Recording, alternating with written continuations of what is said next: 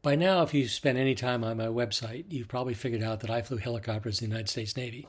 I've flown at least a half a dozen different types and a variety of missions ranging from combat search and rescue, special operations, logistics, and even what we call holy helo, which is carrying a chaplain from ship to ship on Sundays or on other holidays. So what this presentation gets into is a little bit about the history from the first practical helicopter, which was built by the German company Focke-Wulf in 1936 during the Nazi regime. And then I go through the history of how they emerged into the basic types: compound, a tilt rotor, tandem rotor, coaxial, intermeshing, and of course the conventional helicopter as Igor Sikorsky designed it. And once I've covered that, we get into how the helicopter is flown, what the controls are. They look sort of like what they are in an airplane or fixed-wing airplane, but they're not. They do different things. And how you fly the helicopter is significantly different than how you fly a conventional airplane.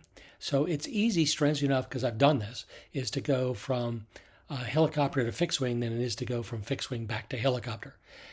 It's primarily because the way you fly and the controls you have to move when you move them is different. In fact, in a helicopter, when you move one control, you've got to move the other two to compensate for what you just did. Then I get into the things that kept me awake at night as a helicopter pilot. And there are conditions like when you operate in the extreme ends of the performance envelope, which we did all the time. In any one of those situations, we could, if you had an engine failure or if you had a hydraulic problem, you could wind up with an uncontrollable helicopter and become a smoking hole in the ground. There are other conditions like settling with power, retreating blade stall, loss of a tail rotor, all kinds of conditions which make a helicopter very difficult to fly and sometimes very dangerous to fly. So I hope you book me for this presentation. It's given in ways that the layman can understand, but as you can tell, I'm somewhat passionate about the subject. I have a love-hate relationship with the helicopter, and I've got, like I said earlier, 3,000 hours in them, plus another couple thousand flying fixed-wing airplanes. So it's a fun presentation. Hope you book it.